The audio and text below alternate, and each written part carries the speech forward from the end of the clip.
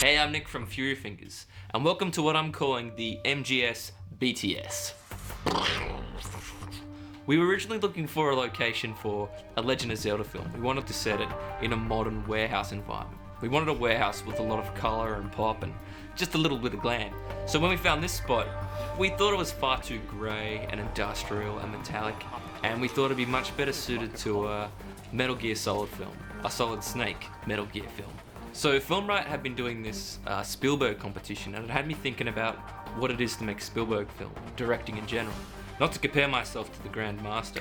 So it got me thinking about Spielberg scenes and what my favourite were. And one that stood out was in Raiders when Indiana Jones is looking for Marion and she's been captured and put in a big basket. And he's chasing the basket around the corner, and when he comes around, there's just baskets everywhere and everyone's carrying a basket. And I thought it was a certain action humour taste that I really like, that I really think suits what we're doing at Fury Fingers. So that was the inspiration for our film.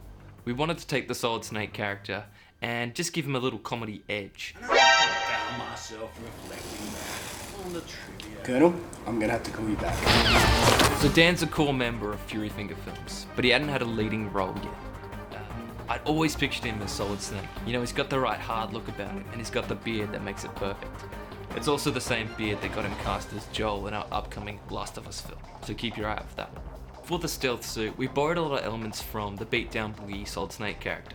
You know, I think he's actually wearing the same motocross armor and stuff like that. But we wanted the original PlayStation look, you know, the grey look, so we painted ours up, and we also put him in some matching grey cargo pants. And then on top of that, he's just wearing all the black army gear we had. You know, vests, holsters, gloves, knee pads, boots, everything. Then we just wrapped an old blue t-shirt around his head, grubbied him up, and he looked the part. The Solid Snake smoke? He does, doesn't he? Yeah. You know, back then, he was around in the 90s, so all badass guys smoked. All heroes. Before it was so, you know, frowned upon. Sure. So shooting in the warehouse location was a lot of fun. We had a lot of space to use. There's a lot of natural light coming in. Right. We did have a bit of a problem with security at one point, but we made it work. One of the reasons we wanted to make this film was we wanted to do something quite epic and large and grand, and we knew we could do that if we used cardboard boxes. So without any budget, all our films made with no money, we knew we could get a lot of cardboard on the cheap or for nothing. We were often waiting behind factories or store outlets where we would politely ask or sometimes steal, and we'd got as much as we could. We really wanted enough boxes, primarily for the shot where the goons have all the cardboard revealed to them, and they're kind of dumbstruck by the enormity of it all. We actually cheated more boxes in post to create more depth. We just created the first layer on set, and we created the illusion of there being more behind. Here we've got the DJI Ronin, which is basically like a kind of like Steadicam, but a lot easier to use. It's on a 3-axis gimbal, and basically it means that when I operate it, I can kind of push it, you know, wherever I want it to, and it'll kind of adjust for that movement. And it's means super smooth movement, which you'll see when you watch the video. It's a lot of control, and makes for very cinematic Steadicam type shots. Mario type. So the first half of the film was made in the warehouse, and the second was made in my garage, my dog-friendly garage. We filmed it in there because we wanted to cheat every shot like it was a box labyrinth, you know? We wanted to create a really cramped space that made it feel like the goons were lost in a maze full of cardboard. This was a lot of fun because we could just move the boxes around with the same camera setup and it would create a whole new shot. This meant we got to be creative with boxes and move through shots quite quickly. I really like that one.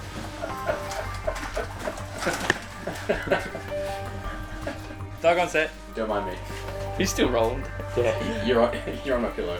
So the last third of the film, Act 3 if you will, had a lot of fire effects. Now, we're quite new to VFX and stuff, and I stand by our work, but I know there's room for improvement.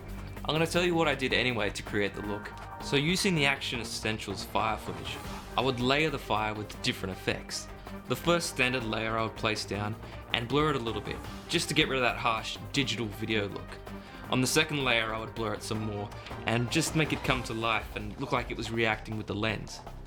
And the third layer I would blur the hell out of it and just enlarge it, just to create the light coming off the fire that would hit the cardboard around it. Then I would color grade it all how I wanted it, and beneath it all I'd create a dark mask for that burnt cardboard look. I also picked up the cheap and very easy to use heat distortion plugin from Video Copilot. It was a real winner. I recommend it. Once all that was done, I would just put smoke effects and embers and sparks on top just to keep it all messy and fiery, frantic.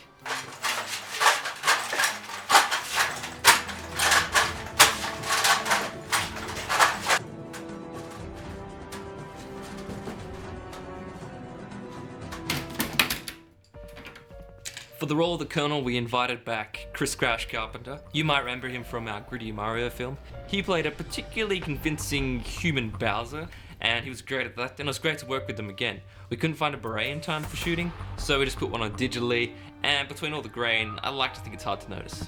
I was a young soldier with a promising career in the green earth. That's great. And while we're talking throwbacks, we used the old ghost trap prop we used in our Ghostbusters film to create the bomb in this film. We really just broke it down and stuck it on a bunch of plasticine.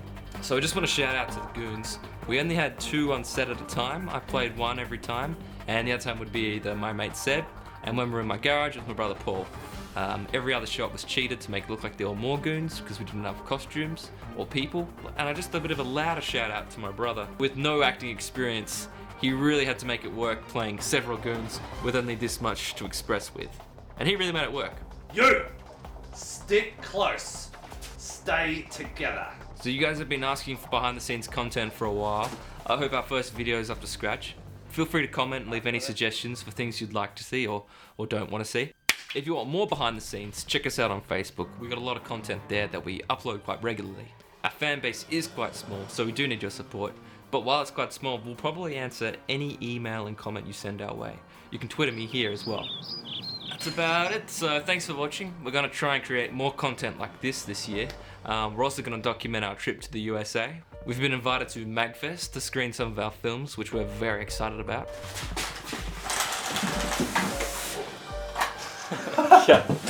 2015 looks to be a very exciting year for Fury Fingers. We're working with some really cool people and we can't wait to show you all of our stuff.